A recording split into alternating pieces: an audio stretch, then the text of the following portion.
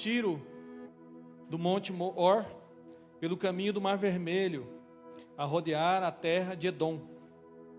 Porém o povo se tornou impaciente no caminho, e o povo falou contra Deus e contra Moisés, porque nos fizeste subir do Egito, para que morramos nesse deserto, onde não há pão nem água, e a nossa alma tem fastio desse pão vil.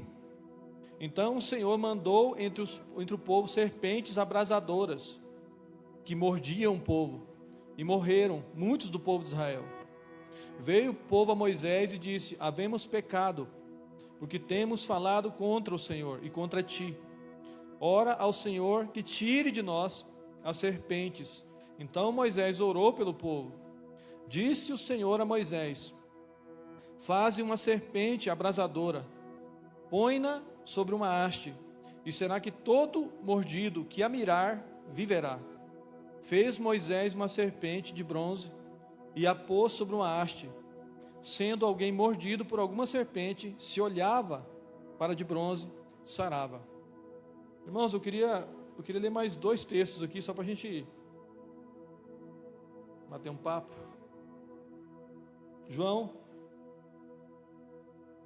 Evangelho de João 3:14. Evangelho de João, capítulo 3, versículo 14. Amém? Vocês estão em paz, estão tranquilos? Passaram o domingo com a família, está tudo certo? Almoçaram, bonitinho? Amém, irmãos? João, capítulo 3, versículo 14, diz assim, eu vou ler aqui. E do modo por que Moisés levantou a serpente no deserto, assim importa que o Filho do Homem seja levantado. Agora vamos lá de novo. 2 Reis, só mais esse. 2 Reis, capítulo 18. 2 Reis, capítulo 18. Diz assim, versículo 1. Estava esperando, né? No 3º ano de Oséias, filho de Elá, rei de Israel, começou a reinar Ezequias, filho de Acás, rei de Judá. Tinha 25 anos de idade quando começou a reinar e reinou 29 anos em Jerusalém. Sua mãe se chamava Abi e era filha de Zacarias. Fez ele o que era reto perante o Senhor, olha só, segundo tudo o que fizera Davi seu pai. Removeu os altos, quebrou as colunas e deitou abaixo o poste ídolo, e fez em pedaços a serpente de bronze que Moisés fizera. Porque até aquele dia os filhos de Israel lhe queimavam incenso e lhe chamavam Neustã. Amém? Você pode fazer uma oração por mim, pela minha família? Será muito bem-vinda. Em nome de Jesus, que o Senhor esteja nos usando, abençoando mais uma vez esse vaso de barro que não merecia estar aqui, mas o Senhor nos escolheu. Obrigado, Jesus, por cada pessoa que está aqui dentro dessa casa. Obrigado pela oportunidade de ministrar a Tua palavra, de compartilhar com meus irmãos aquilo que o Senhor partilhou no meu coração. Espírito Santo, o Senhor é livre nessa nave dessa igreja. Cada metro quadrado que seja preenchido com a Tua presença, transita em nosso meio enquanto nós estivermos estudando a Tua palavra. Não deixe que nada venha distrair os meus irmãos. Permita que aqueles que estão sendo ministrados online também, ó Deus, sejam cheios, sejam tocados pelo Senhor através dessa palavra. Deus, aqueles que estão lá fora, no estacionamento, os familiares que não puderam vir, aqueles que nós oramos para que um dia se entreguem para o Senhor. Espírito Santo, alcança essas pessoas, pela Tua graça, pela Tua misericórdia. Alcança Mineiro, Jesus. Toca no coração dos mineirenses, meu Pai. Eu oro pelas igrejas que estão começando seus cultos agora também, por aquelas que já começaram. Que o Espírito Santo venha sobre essa cidade de uma forma como nunca veio. Que ache vasos disponíveis, instrumentos puros, santos, consagrados, para serem usados nas suas mãos, para que as portas do inferno não prevaleçam contra a igreja. Que caia o império das trevas, das drogas e tudo mais, ó Deus, em nome de teu nome seja engrandecido. Não a placa da igreja nessa cidade, mas o teu nome seja engrandecido. Em nome de transforma mineiros para a honra e glória do teu nome, Jesus. Aleluia. Irmãos, tem dias que a gente prega, tem dias que a gente ensina, e tem dias que a gente profetiza. Eu falo isso com muita humildade, a gente vai aprendendo como que Deus quer nos usar, e hoje eu entendo que não é só uma pregação, não é só um ensino, hoje eu entendo que Deus quer profetizar em nossas vidas, que o vale e ossos secos tenha vida em nome de Jesus. E eu sei que esses textos que nós lemos aqui, parece que não se encaixa um com o outro, apesar de citar esse elemento, serpente de bronze, tanto lá, a hora que criaram ela lá, ao que Jesus falou, assim como foi erguida a serpente na haste, assim será o Filho do Homem. E também aqui quando o rei Ezequias, alguns anos depois, encontrou esse elemento e destruiu. Algo que outrora era usado para curar as pessoas, agora num outro contexto, ele destrói, seguindo, entendendo que era para fazer isso, para fazer tudo conforme o Senhor queria. E eu queria falar um pouco sobre esse primeiro texto que nós lemos aqui. Eu peço que você tenha paciência.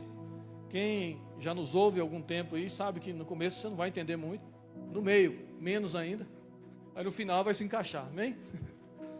Mas eu tenho certeza que Deus vai falar com você, se já não estiver falando. Os filhos de Israel saíram do Egito, e quando eles saíram do Egito, eles reclamavam muito de qualquer coisa. Eles reclamavam, irmão, de Deus. Eles reclamavam de Moisés, que era uma pessoa que deixou tudo e seguiu o que Deus queria, a ordem do Senhor, que era libertar o povo do Egito e fazer eles entrar na terra de Canaã. E por conta da irritação desse mesmo povo, o próprio Moisés não pôde entrar, porque bateu na rocha 2 vezes. E ele não entrou na terra de Canaã. Então, meu irmão, é um negócio interessante você conviver com quem reclama muito. Eu não quero passar por esse texto aqui sem mencionar isso, apesar disso não ser o ponto principal aqui. Mas eu preciso falar um pouco sobre isso. É como se você passasse uma prateleira espiritual com alimentos poderosos, e eu não posso deixar de pegar um alimento desse, né, gente? Dar uma mordidinha. Eles reclamaram do pão, do maná. E a Bíblia diz que eles falavam que estavam enjoados. Na tradução, outra tradução, com nojo, rejeitando aquele pão sem valor. E Deus se irou com isso. Deus, ele tem um negócio. Eu ouso falar porque a Bíblia Sagrada mostra vários lugares onde ele tem um negócio com quem reclama. Lá em 1 Coríntios 10:10 diz assim, que aqueles que murmuram atraem demônios destruidores. Então não posso passar nesse texto aqui sem mencionar isso, apesar de não ser o ponto. Mas tome muito cuidado com as suas palavras. Amém? Tome muito cuidado com as suas palavras. Elas podem te prejudicar de alguma forma. E esses homens, essas pessoas, esse povo aqui foi muito prejudicado, porque eles reclamaram do maná que caía do céu. Nossa alma tem fastio desse pão vil. Nossa alma se enoja desse pão inútil, sem gosto. E Deus mandou serpentes abrasadoras, venenosas,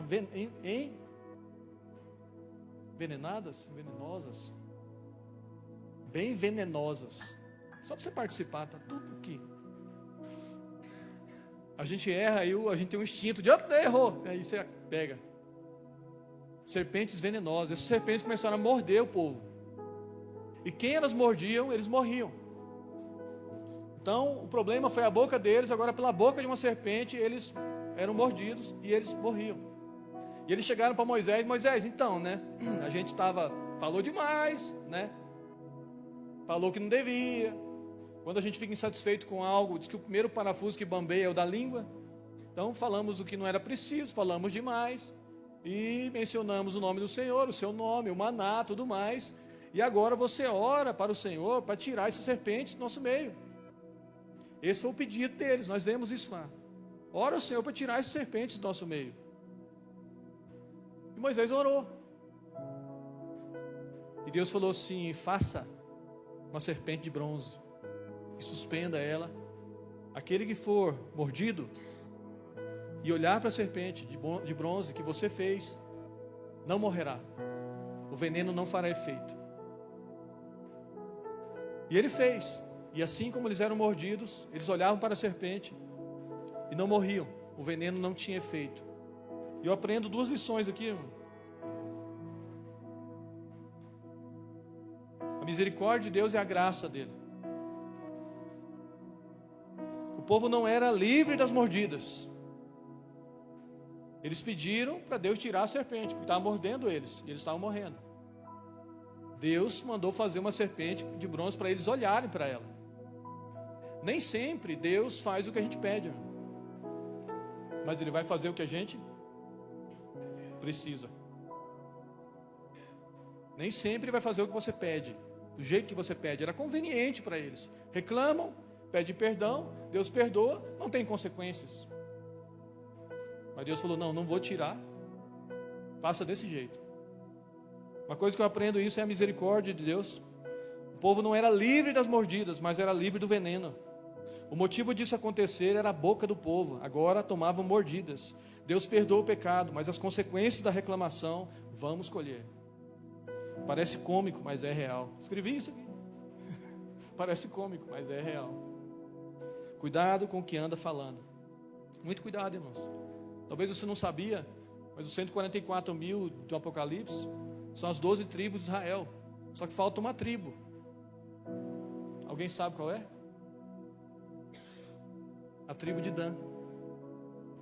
Em Apocalipse 14:5 explica por quê. Porque acharam imundícia na sua boca. Mentira, falácia. Forte isso, né? Uma tribo não está inclusa no capítulo 7, dos 144 mil. Amém? Sorriso no rosto, vamos lá. E a segunda coisa que eu aprendo aqui é a graça de Deus. Em uma das suas orações, Jesus disse: eu não peço que os tire do mundo, e sim os guarde do mal. Então, irmão, vai ter muitas mordidas por aí, muitas dificuldades por aí, serpentes por aí, mas Ele orou para que Ele nos guarde do mal. Em nome de Jesus, nos guarde do mal. Então o veneno não tem efeito. Não sei como é no seu trabalho, não sei como é onde você convive, mas se tem alguma serpente ali, irmão, olhe para ele, e o veneno não vai fazer efeito com você, amém? Olha para ele, em nome de Jesus. Fala para a pessoa do seu lado: olha para ele, olha para ele. Em nome de Jesus. Então Jesus compara, lá na frente ele cita, ele menciona. Lá no Evangelho de João ele menciona. Assim como a serpente, né, lá em Moisés, foi de bronze, foi levantada, e aquele que olhasse para ela era curado, assim será com o Filho do Homem. Então olhe para Jesus. Às vezes é isso que nos falta. E hoje a gente vai falar bastante esse nome, irmãos. Jesus. Apesar do texto aqui interessante, mas a gente vai falar bastante. Eu clamei a Deus: Senhor, me ajuda a passar isso para as pessoas, para que não fique de uma forma cansativa, que fique bem entendível e que a gente saia ministrado daqui. Então peço que você preste muita atenção. Eu estou me intoxicando com o veneno desse mundo. Olhe para Jesus. Não se veneno, olhe para Ele. Amém. Glória a Deus. Agora eu queria entrar nesse texto aqui, irmão. Nós falamos do primeiro texto, do texto que Jesus falou, comparou com a serpente de bronze. Agora num texto, irmão, onde o rei Ezequias, séculos depois desse episódio das serpentes abrasadoras, morder o povo e olhar para a arte, ser curado, aproximadamente 700 anos depois, vem o rei Davi, Saul, os reis, Salomão, e os Roboão, e os outros reis, até que chega a vez desse rei aqui que nós lemos, rei Ezequias. E esse homem, nós lemos aqui, que ele fez o que era reto perante o Senhor. Fez o que era reto perante o Senhor, irmãos. Não eram todos os reis que faziam isso. Alguns faziam, a Bíblia diz assim: então fulano de tal fez o que era reto perante o Senhor, mas não com inteireza de coração. Sabe aquela coisa mais ou menos? Busca a Deus, mas não com inteireza de coração. faz o que tem que fazer, mas deixa algumas coisas em aberto. Esse aqui não, fez tudo segundo o que fizera Davi seu pai. Aí nós lemos, revolveu os altos, aonde eles faziam sacrifícios, quebrou as colunas, deitou abaixo os postes, ele foi, depois que ele assumiu o reino, ele foi passando o trator em tudo, derrubando o que não era do agrado do Senhor, e fez em pedaços a serpente de bronze, que Moisés fizera. Irmãos, mais de 700 anos depois, eu não sei quantos anos você tem, mas imagina, fizeram a serpente ali alguns séculos depois. O porquê? Até aquele dia, os filhos de Israel lhe queimavam incenso e lhe chamavam Neustã, até colocaram o nome. Você já vai entender.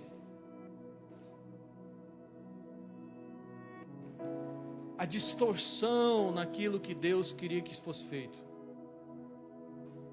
Hoje eu penso na palavra, Fanuel falou isso, distorção, eu falei amém.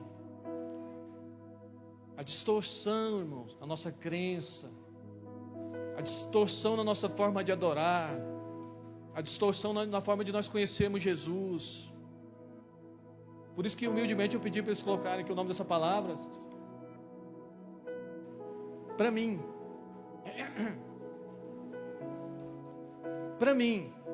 Jesus é. Para mim, Jesus é. Como você definiria ele?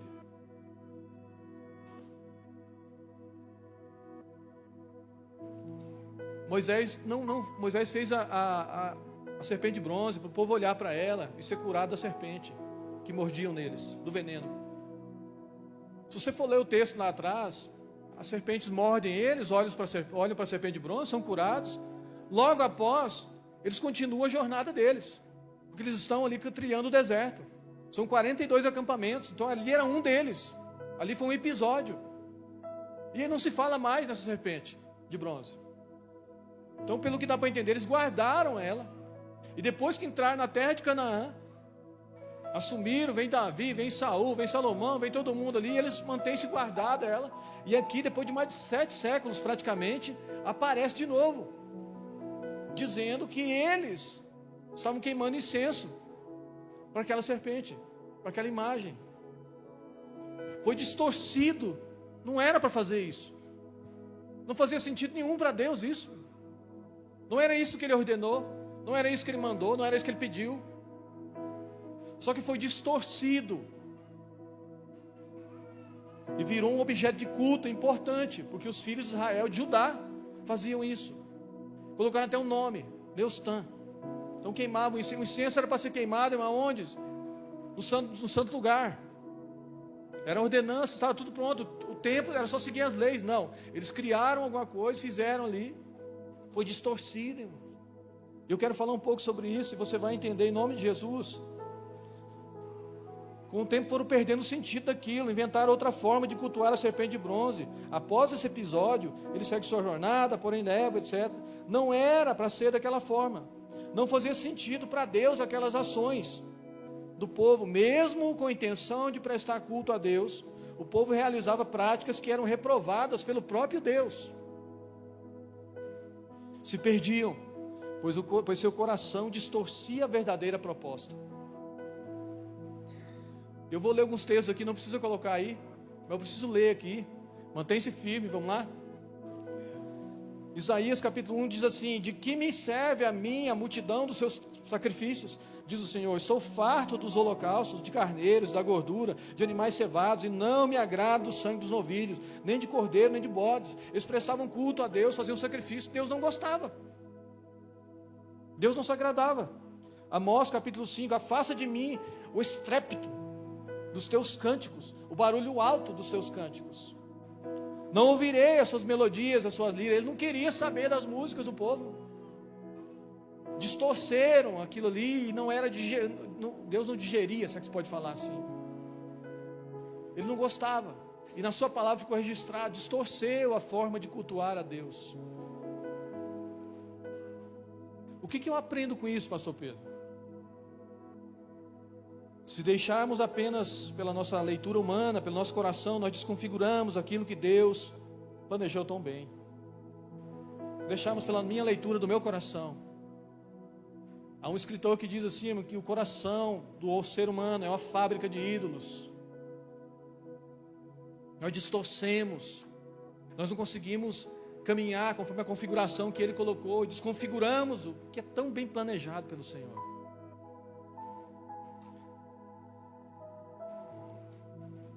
Olha só, em 2 Reis, mais um exemplo aqui, irmão. Eu peguei vários exemplos para você entender.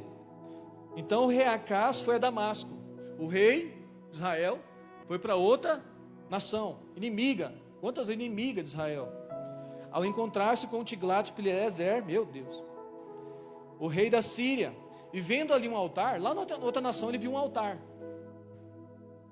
Enviou dele ao sacerdote Urias a planta e o modelo, segundo toda a sua obra. Mais ou menos se fosse hoje assim, tirava a foto no WhatsApp e mandava para o sacerdote lá em Israel, faz um templo igual esse aqui, ó. Perdão, um altar igual esse aqui. Esse nosso é muito pequeno, faz um altar igual esse aqui. Desconfigura o que Deus planejou, todas as medidas que Deus fez, irmãos. Todas as medidas do templo, é tudo medido. Era como se fossem móveis planejados. Tudo era na medida. Não, ele foi para uma nação vizinha, pegou um modelo de um altar, chegou lá e montou um altar maior e deixou aquele que o Senhor mandou fazer como plano B, dentro do templo. Ele desconfigura a forma de sacrifício, de adoração a Deus. Pastor Pedro, que interessante, hein? Não era para destruir o templo, mas distorcer a forma de adoração. Amém, irmão? Vocês estão ligados, hein? Tá todo mundo... Ninguém abriu a boca ainda? Glória a Deus.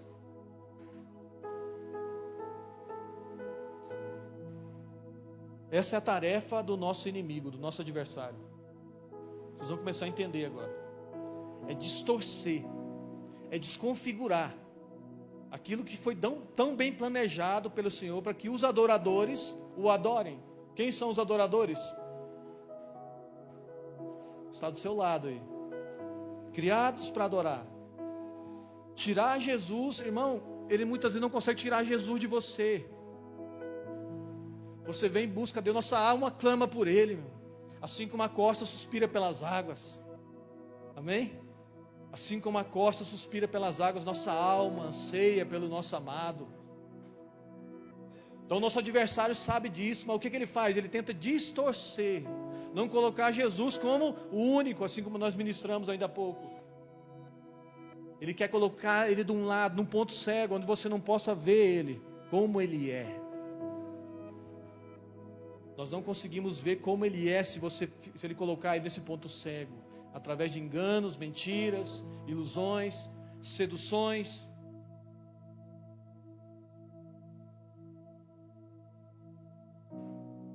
E o contrariamos nosso Deus, fazendo o que Ele não espera. E o contrariamos, não fazendo o que Ele espera. Por quê? Como interpretamos, meu Deus, e conhecemos o personagem principal da Bíblia. É isso que importa, irmão. Quem é o personagem principal da Bíblia? Hã? Quem é o personagem principal da Bíblia, irmão? No Velho Testamento, não tem o nome Jesus, mas tem as profecias mencionando o Messias de ponta a ponta. E eu aconselho você, quando você lê o Novo Testamento, ache Jesus, mas hoje está... Passei o dia orando em línguas, deve ser isso. Ache Jesus no Velho Testamento, irmão, você vai achar ele. Aqui nós acabamos de ler um texto que aponta para ele, que era aquela serpente de bronze. Quando fosse erguida, era a forma que ele seria crucificado. Quando olharmos para ele, para a cruz, somos curados, somos lavados, somos salvos, somos libertos. Então ache Jesus no Velho Testamento. Você vai se apaixonar pelo Velho Testamento se você começar a ler dessa forma. Ache Jesus no Velho Testamento. E no Novo Testamento, irmãos, o primeiro nome a ser citado em Mateus, Jesus. O último nome a ser citado em Apocalipse, Jesus. É o primeiro e último nome a ser citado. Mais de 1.300 vezes esse nome é citado na Bíblia. Jesus. Jesus. Vou repetir, mais de 1.300 vezes esse nome é citado na Bíblia. Quantas vezes você já ouviu aqui, mineiro, Jesus te ama? Quantos louvores com esse nome, quantas camisetas com esse nome, quantas camisas com esse nome, etc. Quantas conferências, e tudo tem o nome de Jesus. E como nós interpretamos, e como nós conhecemos esse nome. Para mim, Jesus é. Como você terminaria essa frase? Para mim, Jesus é. Isso vai definir, irmão, se ele foi distorcido ou não. Isso vai definir se você realmente o conhece ou não. Isso vai definir realmente se você tem intimidade com ele ou não. Para mim, Jesus é.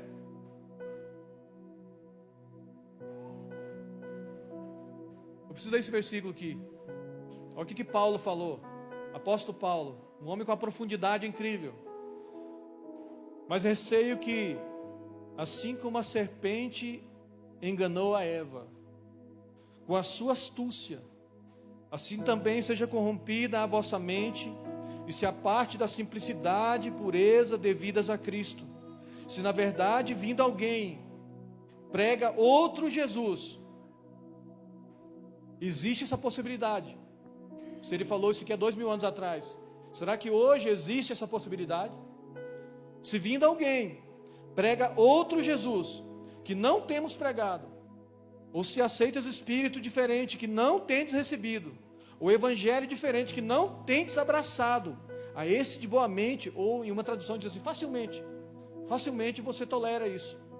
Então alguém chega e fala de um Jesus, outro evangelho, e Paulo falou, se você foi enganado, assim como a serpente enganou a Eva, facilmente aceitamos isso. E nós discernimos, interpretamos um Jesus, irmão, que não é o Jesus bíblico, que não é o Jesus que Paulo pregou, que não é o Jesus Cristo que morreu na cruz por nós.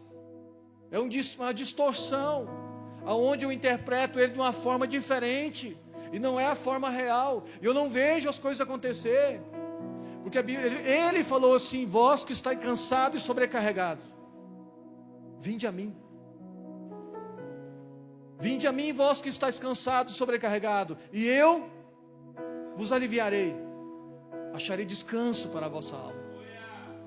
Tomarão meu fardo, meu jugo que é suave. O que acontece, irmãos? O que acontece se eu não estou achando esse descanso?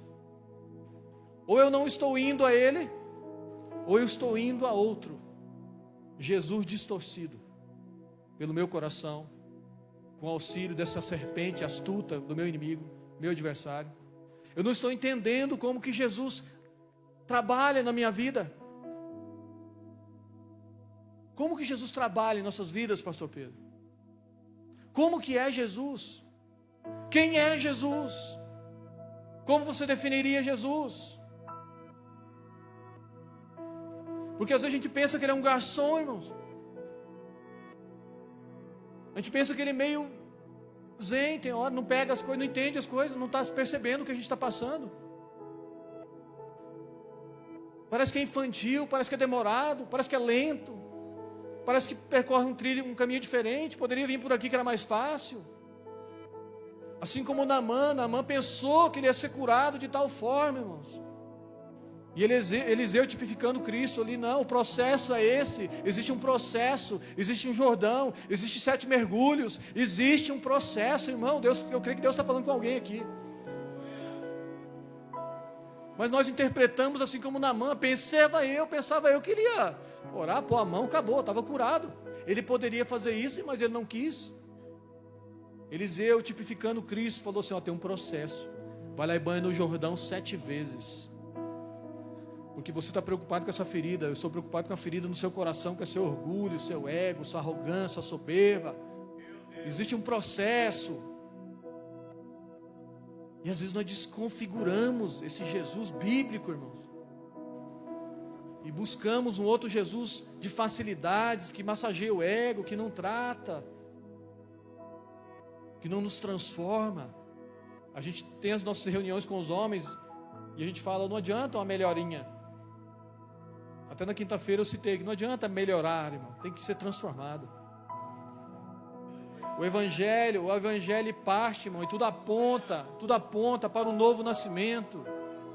É uma nova criatura. Então existia um Pedro, ele nasceu de novo, irmãos. Vai ter o batismo aqui nas águas. Tem que nascer de novo.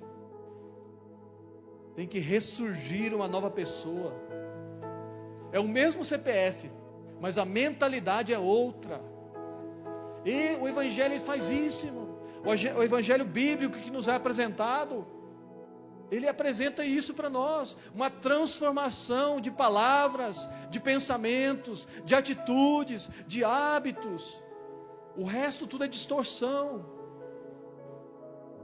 Amém?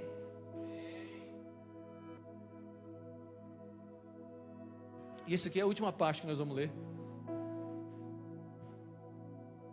Vocês conhecem Mateus 16? Se você não conhece, eu vou citar aqui algumas partes, onde Jesus faz uma pergunta, duas perguntas. E tudo isso que a gente falou aqui, agora essas perguntas vão planar sobre o que a gente falou. Construímos uma plataforma, uma linha de raciocínio, para que a gente entenda o que o Espírito Santo quer ministrar no nosso coração, que seja revelado no nosso espírito. Jesus parou e falou assim: quem dizem ser o Filho do Homem? Quem o povo diz ser o Filho do Homem? Preste bastante atenção nessa pergunta que Jesus fez. E talvez a gente fique assim: eu não estou preocupado com o que o povo está pensando, vou cuidar da minha vida. Pois é, Jesus, ele se preocupou ali. O que o povo está pensando? O que o povo está falando sobre mim? O que o povo, mas a pergunta especificamente é: quem diz o povo ser o Filho do Homem? Não é fazer, irmãos. Quem diz o povo ser? O que o povo está dizendo que eu sou? Essa é a primeira pergunta. E eles dizem assim, os discípulos dizem para Jesus: pegaram um relatório, é como se fosse uma pesquisa. Vamos lá. Quem o povo diz ser o Filho de Deus, o Filho do Homem? Uns dizem João Batista. Quem mais? Aí o outro diz que é Jeremias. E o outro: não, dizem que você é Elias. E os outros: não, dizem que você é um dos profetas. Jesus perguntou: quem diz ser o Filho do Homem para o povo? Quem diz? O que eles estão falando? E eles responderam assim, irmão: João Batista, o profeta da palavra, fazia. Elias, o profeta dos sinais, fazia sinais. O profeta era conhecido pelo que ele fazia. O profeta era respaldado pelo que ele fazia, falava. Jeremias, o profeta das previsões, ou um dos outros profetas, os outros profetas que faziam também. Ou seja, a resposta deles, que o povo deu para os discípulos, que eles passaram para Jesus, era: Jesus, eles dizem que você faz sinais como Elias, faz ministrações, ensinos, palavras, exortação como João Batista, faz previsões, fala do futuro, fala do amanhã, orienta, instrui como Jeremias, ou algum outro sinal de um outro profeta, você faz. Mas a pergunta era quem ele era, irmãos. E talvez nesse raciocínio aqui a gente pensa assim, exatamente o que ele fez para mim. Para mim, Jesus é meu maior milagre. O milagre do meu casamento, o milagre da minha... Isso faz parte, irmãos. Isso faz parte. Só que não é só isso. Isso parece sutil, mas pode ser uma distorção. Assim como aquela serpente era para ser olhada e quem fosse mordido era curado. Não era para queimar incenso, não era para fazer outras coisas, não era para fazer mais nada. Por isso que Ezequias foi lá e despedaçou tudo. Para com isso, povo de Deus. Para com isso, povo de Israel. Não é isso, eliminou tudo, os altos, onde havia qualquer resquício que contrariasse a Deus, ele tirou. Não, não é para ser assim. Quem é Jesus? Quem dizem que Jesus é lá fora? Você está aqui na nave da igreja, aqui, e eu perguntando isso para vocês, para mim também. Quem dizem que Jesus é lá fora? O que você já ouviu? Lá fora, o povo de Mineiros diz que Jesus é o quê? Um homem bom, um homem sábio, um homem puro, um homem íntegro, um homem inteligente, um homem amoroso. Merece ser honrado de vez em quando, merece ser lembrado. São as coisas que a gente vê, ouve, em datas específicas. Há um carinho maior por esse personagem, que mudou a história ali, mudou o calendário, o antes de Cristo e depois de Cristo. Irmãos, é só isso que eu consigo definir ele? É só assim que eu consigo definir ele? Lá fora, quem dizem ser o Filho do Homem? Aí veio a segunda pergunta, irmão. Então eles responderam: Jonathan, o povo lá está falando que ele é profeta, o povo não está entendendo quem que é Jesus, não. Aí Jesus olhou, viu que lá, e vocês, quem dizem ser o Filho do Homem? Vamos lá, pastor Pedro, quem você diz que eu sou? Quem você diz que eu sou, Alex? Já pensou? Quem você diz que Jesus é? Olha a pergunta que Jesus fez para eles. E vocês sabem o que Pedro respondeu: tu és o Cristo, o Filho do Deus vivo. Não foi carne nem sangue que te revelou isso, Pedro, Simão Barjonas, mas foi meu Pai que está nos céus. Quem é Jesus, irmãos? Como nós definimos esse Jesus? Essa palavra Deus colocou no meu coração, e de coração, meus, de verdade, meu coração está queimando aqui, porque eu quero que você saia daqui entendendo que é o Senhor ministrando em você, no seu coração, com uma outra interpretação de Jesus. O Cristo, aquele que havia de vir, aquele que foi prometido, aquele que foi profetizado no Velho Testamento, o Cristo, o Filho do Deus vivo. Já não haja mais distorção, eu consiga entender e ver quem Ele é, eu consiga caminhar com Ele como Ele realmente é. E eu vou ler alguns personagens aqui, mas eu gosto disso. Então, não precisa você ler, e a gente está dentro do horário, está tranquilo. Eu preciso ler uns personagens aqui. Jesus, após a ressurreição dele, apareceu para 2 discípulos a caminho de Emaús. Era para eles permanecerem em Jerusalém. Eles vão para Emaús, não era para sair dali, era para ficar em Jerusalém. Mas eles vão para Emaús, Jesus vai e aparece para eles. Eles não reconhecem Jesus. Os 2 discípulos a caminho de Emaús não reconhecem Jesus. E ainda dizem assim para Jesus: só você não sabe das coisas que estão acontecendo. Nós achamos que era o rei, ia acontecer isso e aquilo. Eles tinham uma distorção de quem era Jesus, do que Jesus ia fazer, da ressurreição, de todo o plano de Jesus, da obra da salvação. Eles tinham uma distorção errônea daquilo.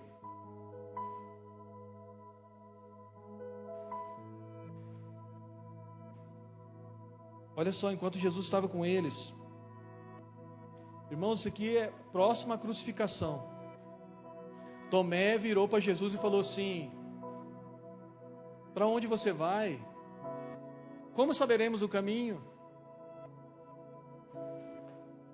Aí Jesus orou: Tomé, cara, eu sou o caminho, a verdade e a vida. Ninguém vem ao Pai senão por mim. Versículos abaixo, Filipe pergunta: mostra-nos o Pai. Aí Jesus vai. Gente, eu estou aqui com vocês todo esse tempo. Isso são os apóstolos ali, os discípulos com Jesus. Mostra-nos o Pai, mas eu estou aqui com vocês todo esse tempo, eu estou aqui com vocês, gente. Vocês não entenderam?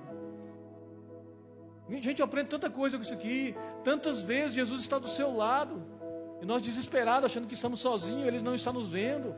Quanta coisa Ele já fez por nós, e nós ainda não entendemos, não acessamos esse lugar, não entramos nesse lugar. Quantas coisas já declarou sobre a nossa vida, e nós não acessamos, não cremos, é distorcido isso, o cuidado de Deus pela sua vida. Nós não cantamos aqui: posso crer no amanhã, porque Ele vive.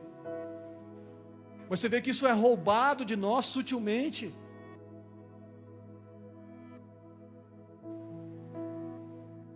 João Batista, irmão, o homem que batizou Jesus ali, profetizou sobre, eis o Cordeiro de Deus que tira o pecado do mundo. Mas ele foi preso. E dentro da cadeia chamou um discípulo dele e falou assim, pergunta para ele, se é ele mesmo, o Messias. Se é ele mesmo, ou devemos esperar outro. As prisões fazem isso, irmão. Distorce um homem que estava ali com Jesus, batizou Jesus, profetizou sobre Jesus, viu a pomba descer sobre o ombro de Jesus, viu aquela voz que falou, esse é meu filho amado em quem me comprazo. Viu a trindade ali, Jesus, a voz do Pai e o Espírito Santo descendo por ele como pomba. Ele tem o privilégio, de ver a trindade ali, na frente dele. Mas foi preso, e as cadeias fazem isso conosco, irmão. As prisões, as algemas, elas nos confundem e nos fazem distorcer. Ficamos com uma visão distorcida de quem é Jesus. Quem é Jesus? Aí João Batista pergunta, mas ele falou, esse é o Cordeiro de Deus que tira o pecado do mundo. Aí logo, algum tempo depois, ele pergunta, vai lá e pergunta para ele se é ele mesmo, tem que esperar outro, como é que é isso? O João Batista perguntando, olha outro personagem aqui, Pedro disse, logo após esse relatório de Pedro, que tu és o Cristo, o Filho de Deus. Irmãos, pouco tempo depois, Jesus falou sobre a crucificação dele. Aí Pedro chama ele de lado assim. Jesus falando sobre a morte dele na cruz. Aí Pedro chama ele assim, ô Jesus, tem compaixão de ti. A Bíblia diz que chamou ele à parte. Pô, pega leve aí, Jesus. Pega leve contigo, cara. Tem compaixão de ti. Morrer, esse papo tá meio fúnebre, cara. Vai desanimar os meninos, cara. Vai esparramar a galera. Não pode fazer isso não, Jesus. Olha só, ele acabou de dizer que ele era o Cristo. Aí Jesus falou assim, apartai-vos de mim. Arreda-te de mim. Porque era uma distorção do que Jesus tinha falado, do que Jesus ia fazer. E os irmãos de Jesus, irmãos, o Evangelho de João menciona uma conversa de Jesus com os irmãos dele. E os irmãos dele falam assim, ó, manifesta-te o mundo, moço. O mundo tem que ver esses milagres aí, esse negócio aí. Se fosse hoje, eles iam falar assim, abre um Instagram. E começa a limpar os olhos do cego com barro ali, o cego enxerga. Meu amigo, é rapidinho, você tem 1 milhão de seguidores, 2 milhões de seguidores. Se você lê lá em João, capítulo 7, versículo 4, irmão. 3, 4, ali, os irmãos dele falando isso para ele, porque eles não criam nele.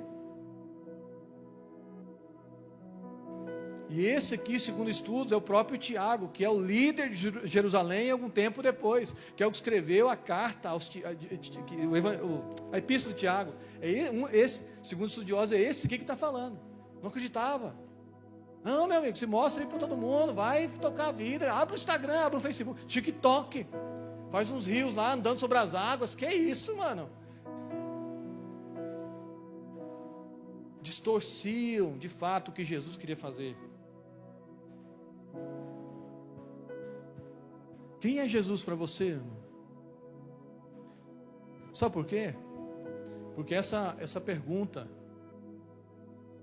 e aí vem a nossa resposta, a resposta que você dá, vai definir quem você é. Amém? A resposta que você dá a essa pergunta, vai definir quem você é. Como você o vê.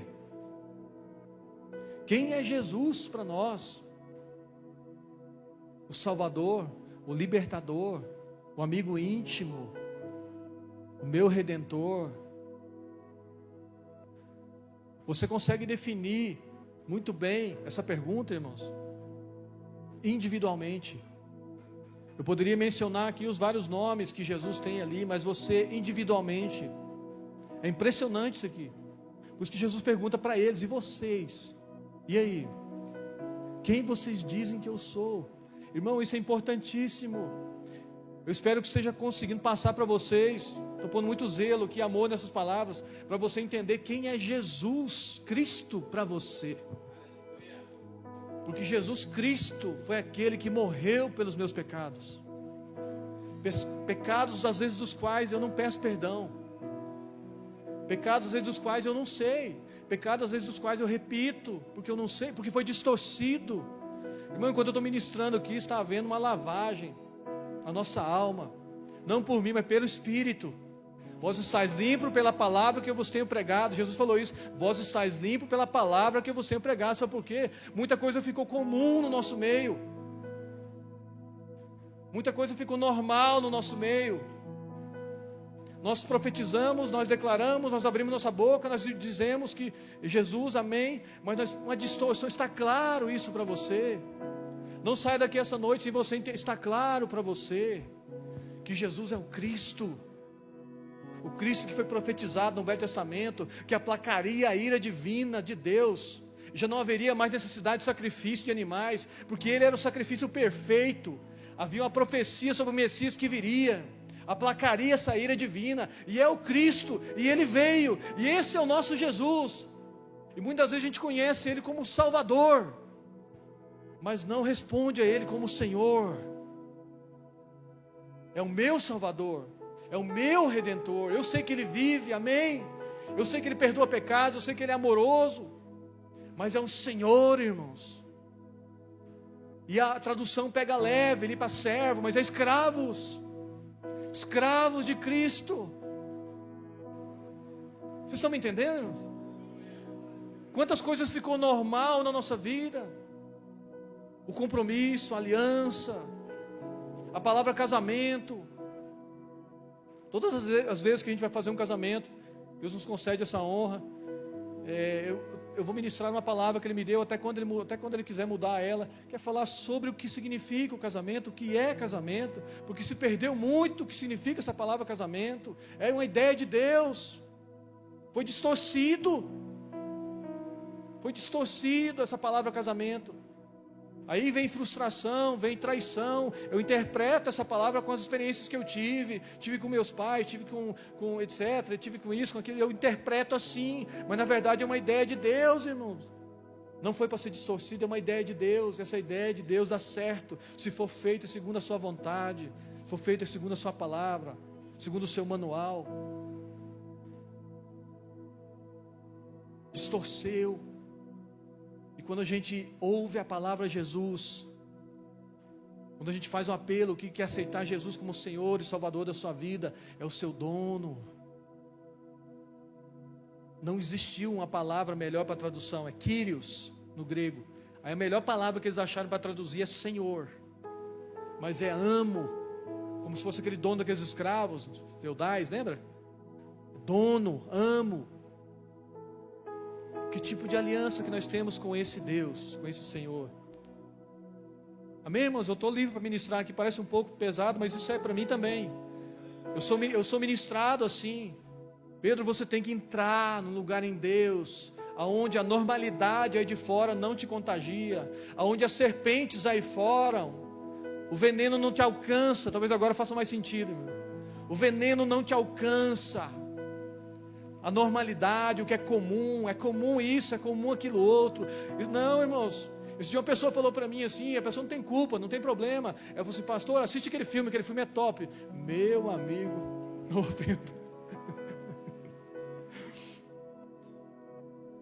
falou um palavrão lá, eu pensei, deve ser normal. Olha só, normal. Falou outro palavrão, eu falei, comum, né? Filme hoje em dia. Que é, a carona na televisão está sujeita a isso. De repente, meu, a gente trata aquilo como normal. Eu vou assistir uma série, de repente aparece lá, vocês sabem muito bem o que. Me trata como normal. Distorceu, irmão, desconfigurou. Você tem os olhos de Deus, você tem os ouvidos de Deus, você tem as mãos, os pés que representam esse Jesus. Nós não podemos aceitar isso como normal. Isso não é normal. Não é, irmãos. Uma das coisas que eu sinto na minha vida, já comentei isso com a Sol. Eu sinto, irmãos, e eu falo isso aqui no altar, eu falo isso aqui diante de Deus, diante dos anjos, diante dos irmãos, das pessoas que me conhecem, diante da minha esposa de novo. Eu sinto, irmãos, de não ter me guardado virgem. Eu sinto muito. Eu sinto muito. Eu fui criado em um meio onde era normal. Normal. Isso não tem valor. Isso tem valor sim. Isso tem valor sim, jovem, adolescente, criança. não estão lá em cima, mas isso tem valor sim. A Bíblia destaca muito sobre a virgindade, irmãos. O que aconteceu com a gente? Se distorceu. Uma serpente de bronze que ora era tão valioso, nós colocamos até um nome, ligamos, acendemos incenso. Vocês estão me entendendo agora? Onde vai fechando a palavra, ficou normal, ficou comum, não tem mais palavra, não tem mais. É tão pesado pregar isso aqui, irmãos, porque eu tenho que viver. Um dia eu todo alegrinho, pensando que minha linha de ministração era uma tal, porque Deus levanta assim pessoas, a multiforme graça de Deus. Uns levantam para estudos, escatologia, né? Não preciso nem falar quem é, né? O pastor Aires na unção e no processo, na restauração. E eu lá todo alegrinho, minha linha é essa aqui. Aí um homem muito entendido, que eu respeito muito, lá de Brasília, falou assim: Pedrão, eu acho que estava eu, Pioento, né, Valmeide? Eu, Pioento, os 3 caras de Brasília lá, top, homem de Deus, irmão. E 3 americanos, homem de Deus. E o cara virou para mim e falou assim: eu acho que a sua linha é caráter. Eu falei: vixe, falar sobre caráter, eu te repreendo. Porque aí eu tenho que pagar, irmão. Aí eu tenho que estar no horário certo. Aí eu tenho que falar que sim, eu tenho que falar que sim, eu tenho que falar que sim, eu tenho que falar que não. É sim ou não. Porque acabou, enrola. Aí minha vida tem que ser essa mensagem, irmãos. Só que não é só eu, hoje eu estou livre para compartilhar com você, porque eu tenho certeza que você tem, irmãos, esses caracteres dentro de você. Eu tenho certeza que você se sente mal quando alguém chega atrasado e você combinou e a pessoa não foi. Ou quando alguém te deve e você não paga. Ou quando você paga, você fica desesperado para pagar. Tem alguém assim, irmãos, aqui? Você não dorme enquanto você não pagar. É isso, irmão, isso aí que é o certo, o normal, aquelas loucuras que sempre... Não, irmãos, eu vou dizer um negócio para vocês. Eu quero ser profeta aqui essa noite, eu entendi isso. Mineiros é conhecido como lugar de pessoas que não têm palavra. Você combina um trabalho, não fazem ou não pagam. Quem tem palavra vai lá e faz, quem não tem, não paga. Mineiros é conhecido, não sei se você já ouviu isso em algum lugar, de alguém falar isso. Pessoas de fora que vieram aqui falar: Pedro, todo mundo é assim? Compra um negócio de areia, demora a vir. Compra uma bitorneira, demora a vir. Compra o cimento, está chegando, não está acontecendo nada, vou entregar. Irmão, isso vai quebrar em nome de Jesus, amém? O nome disso foi distorcido, isso é uma mentira, isso causa brigas, isso causa intrigas, se não coisas piores que talvez você já ouviu falar também. Que se levanta um exército, em nome de Jesus, um exército, irmão, de pessoas com palavra, pessoas que valorizem caráter, que valorizem o seu nome, o seu CPF, em nome de Jesus. Pessoas que valorizam, ensinam as crianças a valorizar a virgindade sem medo. Não podemos aceitar isso como normal, do jeito que está. Não, irmãos. O nome de Jesus não vai ser distorcido, a palavra de Deus não vai ser distorcida. Casamento não vai ser distorcido, caráter não vai ser distorcido. A igreja se levanta como um exército, em nome de Jesus. Eu quero dizer um negócio para vocês, irmãos. Esse livro aqui, vou descer aqui. Esse livro aqui, irmão, ele é uma ameaça em alguns países. Sabia disso? Esse livro aqui é uma ameaça em alguns países. O nazismo tirou das bibliotecas. Coreia do Norte não deixa ninguém ler. Prenderam uma criança com 2 anos lá e acusaram de pornografia. A criança de 2 anos leu pornografia nesse livro aqui. Prenderam a criança, isso é real. A China, irmão, é proibido. Esse livro aqui é uma ameaça, sabe por quê? Porque esse livro aqui fala desse nome que nós estamos falando. Esse livro fala desse nome do começo ao fim. Ele fala desse nome, desse homem Deus, desse Deus homem, desse 100% Deus e 100% homem. Esse é Jesus, irmãos. Esse é Jesus, 100% Deus, 100% homem. Nenhum Deus se fez carne e veio aqui morrer por... Não, nenhum pelos devotos, nenhum. Mas o que mais me impressiona nesse Jesus, 100% Deus, 100% homem, sabe o que é? É quando ele chorou, pastor Carlos. Jesus chorou. Esse Jesus bíblico que nós pregamos, que nós cremos, que muda a vida, que transforma a vida, transforma casais, transforma homens, transforma teens, adolescentes, transforma vidas, irmãos. Esse homem chorou. Sendo Deus, chorou. Sendo homem, Abriu mão dos atributos de Deus para se fazer homem, ser ser humano igual eu e você. Por que, pastor, ele está falando isso? Porque Ele sabe das dores que você passa.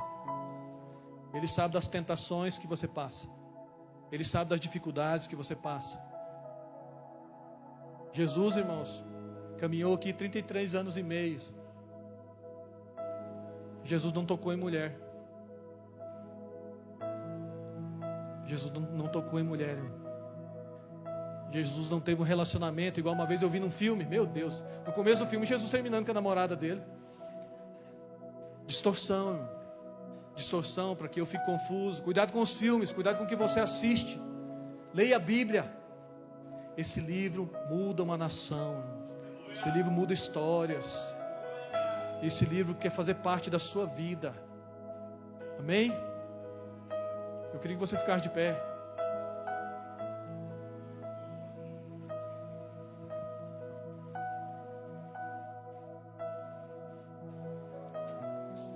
Eu não sei se vocês entenderam? Quem é Jesus para você? Esse Jesus bíblico está fazendo parte da sua vida? Por que você vem à igreja? Para que esse Jesus me dê um carro? Para que esse Jesus melhore minha empresa? Para que esse Jesus arrume a bagunça do meu casamento, que eu não consigo? Irmãos, muitas coisas fazem parte, amém? Muitas coisas fazem parte. Aqui fala sobre administração, vai ter um encontro de empresário, tudo, irmãos, faz parte. Mas é muito mais do que isso. É muito mais do que isso, irmão. E eu vou te dizer uma coisa. Você precisa ter uma experiência com esse Jesus da Bíblia. Se você já não teve, talvez já teve. Não só uma experiência, várias experiências, para que a sua vida também não seja baseada apenas em experiências. Mas você precisa conhecer esse Jesus da Bíblia. Um Jesus que é Deus. Um Jesus que é homem. E você vai ver o que vai acontecer na sua vida, na sua história. Eu entendo que Deus quer fazer algo tremendo aqui na nossa cidade, irmãos. Eu não me canso de falar isso. Quanto mais eu falo, mais eu acredito. Mais eu acredito, Fanuel. Que a gente vai andar pelas ruas da cidade e pessoas vão cercar você. Que brilho é esse nos seus olhos? O que está acontecendo com você? Eu me encontrei com Jesus Cristo. Eu me encontrei com o Nazareno. Aquilo que foi profetizado, aquele que foi profetizado no Velho Testamento. Irmãos, teremos aflições, diz ele. Teremos dificuldades, sim, mas o veneno não vai nos contagiar. O veneno desse mundo não vai contagiar seus filhos. O veneno desse mundo não vai contagiar seus netos, sua próxima geração. Muito pelo contrário, você será a referência nessa cidade, irmãos. Você será a referência, um exército de pessoas que acreditam em nome de Jesus. Vocês estão comigo? Estamos juntos? Não ande com essa cabeça baixa, irmão. Tem aflições, mas tem de bom ânimo. Tome posse dessa verdade no seu coração. Eu sei que enquanto nós estamos ministrando, que Deus está fazendo coisas tremendas no coração de vocês. No coração de quem está assistindo lá online. Irmãos, eu não queria mais pregar de forma comum. Eu queria de verdade sair gritando na rua aí. Doido. Apaixonado por esse Jesus. Choro no meu quarto, peço pela minha família, clamo pelas pessoas que eu conheço, mas acima de tudo, eu amo ficar com Ele. Às vezes a gente não consegue atender todos numa semana. Olha o tanto de gente que tem. Às vezes a gente não consegue, não sabe por quê? Porque além de atender um ou outro, uma pessoa aqui, uma pessoa ali, a gente tem que ficar com Ele. Eu preciso ficar com Ele. Você precisa ficar com Ele. E eu estou fazendo algumas palavras aqui do pastor Ali, as minhas também. Que você seja acordado de madrugada por esse Jesus que nós falamos aqui. Porque Ele quer conversar com você. E você não vai saber o que falar, porque você vai achar estranho. Meu Deus, o que está acontecendo? Não consigo dormir. Parece que tem alguém que quer conversar comigo lá na cozinha. E é Ele, irmãos. Lá na sala, é Ele. Eu declaro isso sobre a sua vida, irmão. Não, pastor Pedro, deixa eu dormir. Não, isso é gostoso demais, isso é maravilhoso, porque é dessa revelação, desse Jesus que nós precisamos. Chega de andar com a cabeça baixa, chega de migalhas. Não, você pode sentar na mesa como filho, comer com seu irmão mais velho, primogênito que é ele. Não é unigênito mais, o único, agora tem mais irmãos, somos nós. Nós precisamos entrar. Eu quero conhecer esse Jesus. Irmãos, eu vou subir aqui. Irmão, você tem que conhecer esse Jesus. Você tem que conhecer esse Jesus da Bíblia. Você tem que andar com a cabeça erguida, irmão. Eu não sei quantos anos eu vou viver nessa terra aqui, mas eu decidi no meu quarto a entregar minha vida para Ele até os últimos dias, enquanto correr sangue nessas veias, enquanto minhas palavras puderem sair dos meus lábios. Jesus, aonde o Senhor quer que eu vá? O que o Senhor quer que eu faça, Jesus? Para que o Senhor quer que eu fale? Em nome de Jesus, seja tocado por esse Jesus, irmão.